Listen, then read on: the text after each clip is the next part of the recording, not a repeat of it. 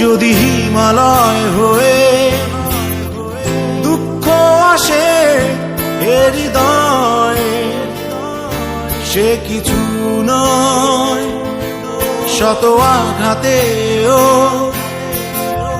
নিঃস্ব যে আজ তার আবার হারানোর ভয়। কি ভুলে আমি এত সয়ে